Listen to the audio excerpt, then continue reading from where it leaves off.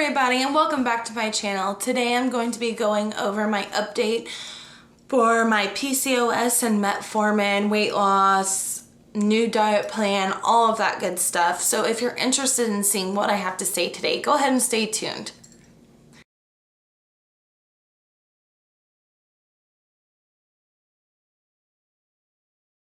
So first things first, I have a confession to make. I have definitely fallen off of the wagon. It is not by choice. I definitely did not intend to. I think that I mentioned in my video for my second month update that I had back surgery. Well, after having back surgery, it definitely debilitates you quite a bit. So you're not moving as much as you typically would be. And I also don't know if I let y'all know that I am a hairstylist. So being a hairstylist, you're constantly moving, constantly doing things, walking around and staying very active. And since I had the surgery, I haven't been doing nearly as much as I used to do. So I have definitely put back on some lbs, unfortunately. Was not intending to, was trying to stay on top of my diet, but with staying at home, it kind of makes you make bad choices as far as food goes. It's not necessarily that I was eating horrible food, it's just the quantity of food was not a good decision. So, as of today, I have started a brand new diet plan. The diet plan that I have started was given to me by a dietitian that I did see. This isn't a look it up on the internet or gimmicks or all those gimmicky weight loss things that everyone doesn't leave you alone about doing that drives me crazy. This is a legit plan from a dietitian. The reason why I went is because I do have PCOS, as you all know, and in order to stay on top of the PCOS with taking the metformin is to stay on a good diet. And by diet, I mean a lifestyle. It's not necessarily like, oh, I can only eat meat and cheese all day and starve myself, or only drink juices all day, or things like that. It's a lifestyle change. So the diet that I am currently doing is basically a low carb diet. So I still am eating carbs, but it's not like eating a lot of carbs. It's definitely monitored by grams. So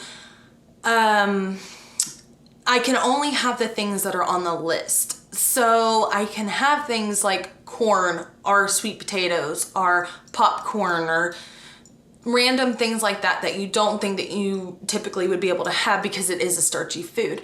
But it's only one serving, and by one serving I mean 15 grams. Okay, so sometimes some meals I can have 2 servings, which is 30 grams. This is the way that it was described to me. So if I'm wrong, you can correct me down below in the comments, but this is the way that it was explained to me.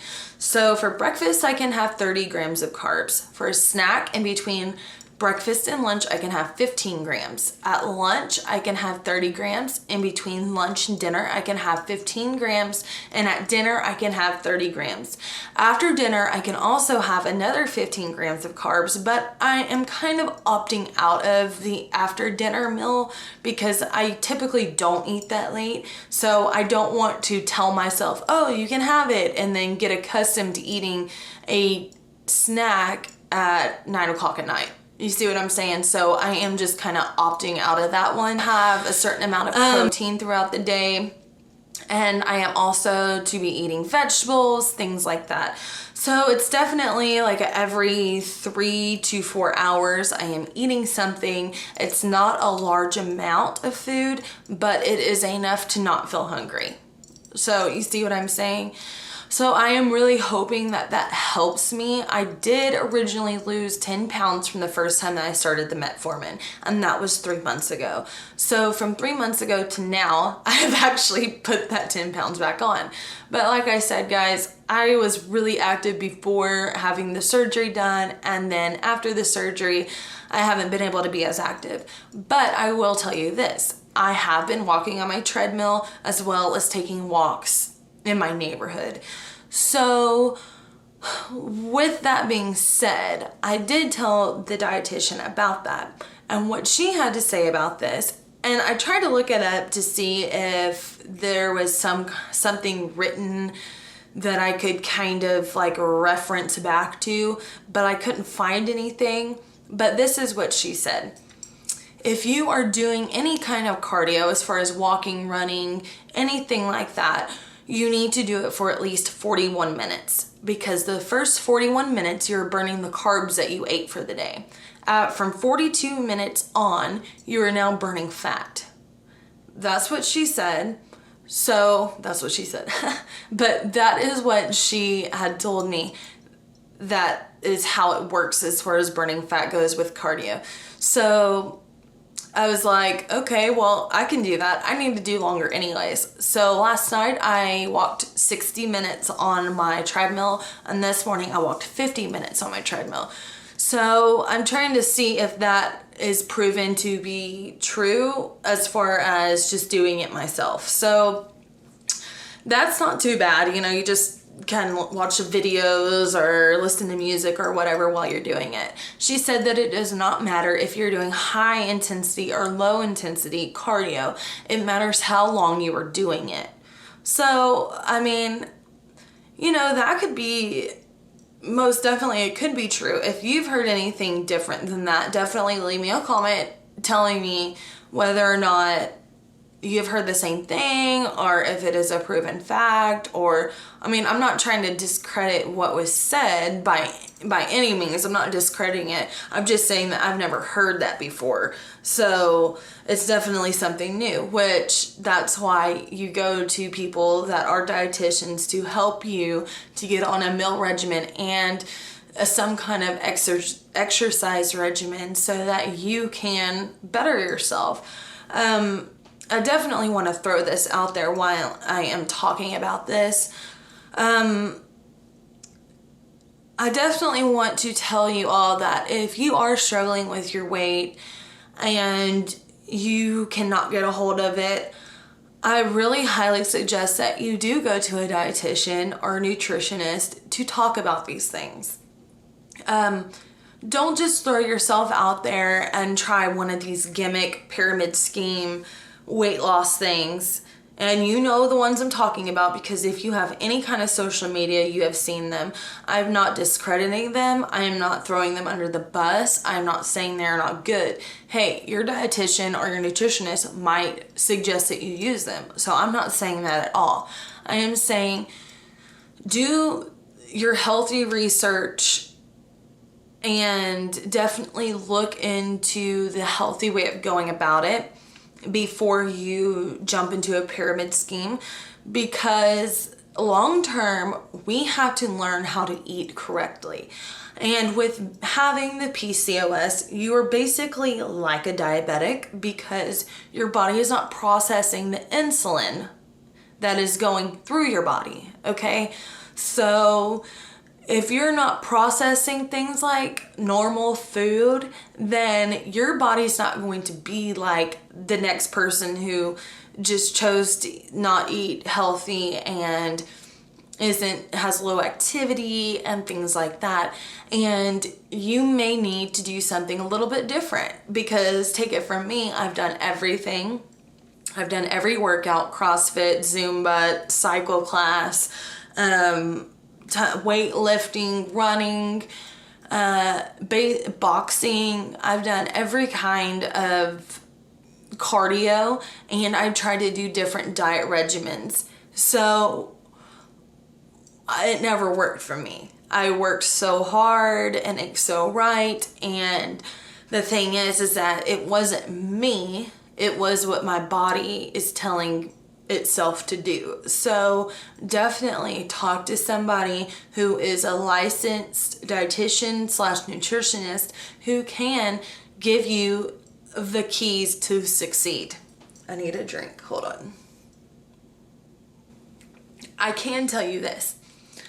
Although I just started yesterday afternoon and until this morning starting to do my portion control and my carb counting, I can tell you that, I've noticed a big difference. Like I always eat a banana and peanut butter in the morning. Well, I didn't measure it or weigh the banana or, measure out the peanut butter. I just slapped it on there and ate it, right? But this morning I measured it and did what they, the tablespoons, and made it to add up to 30 carbs, no more than 30 carbs. It doesn't have to be exactly 30 carbs, just no more than that, okay? So I measured it. You know what? I got just as full eating that as I would have eating a big banana and 2 scoops of peanut butter that I usually didn't even finish anyways. So, it's just something being disciplined, and I really like structure and discipline in my life. So things like this typically work well for me. I am going to start making these videos every week to keep everybody updated and myself accountable for what I am doing as far as diet and exercise go. I am keeping a log of what I am eating, which that also helps keep you accountable. So that way we can all keep track of what's going on and what the possibilities as far as weight loss can be. So yeah, basically that's what I have right now. Oh, I have one more thing to tell you. Since I have been on metformin, I have noticed that if I do not eat every 3 to 4 hours, I feel very, very sick. So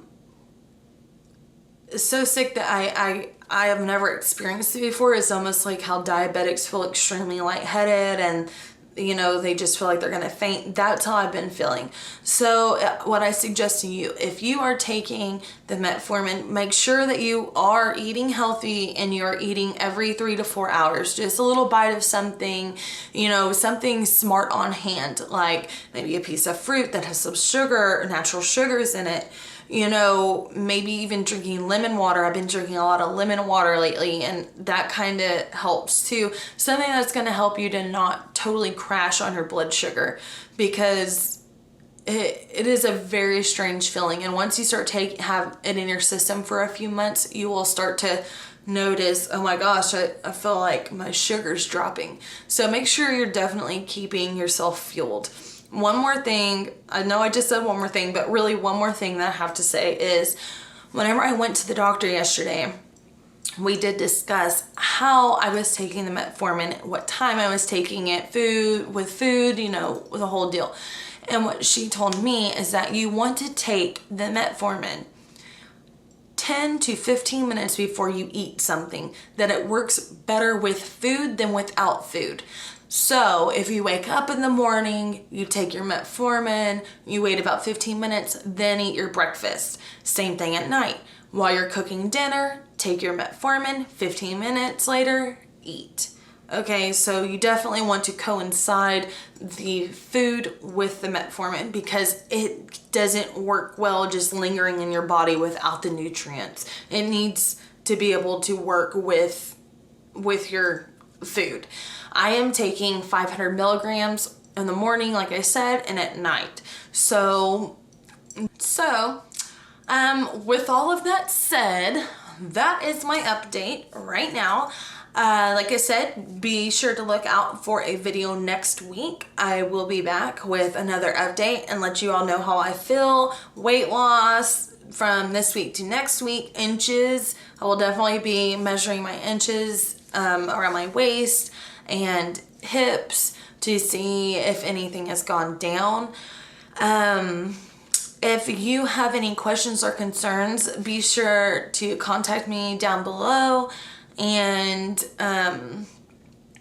I would definitely like to hear more of what y'all have to say.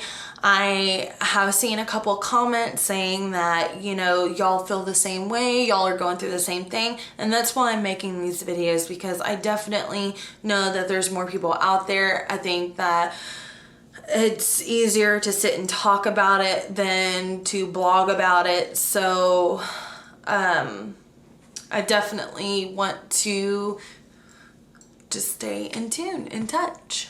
Okay guys, so that's all I have for an update today. If you have any questions, feel free to contact me in the comments section. I'll talk to you all next time. Bye.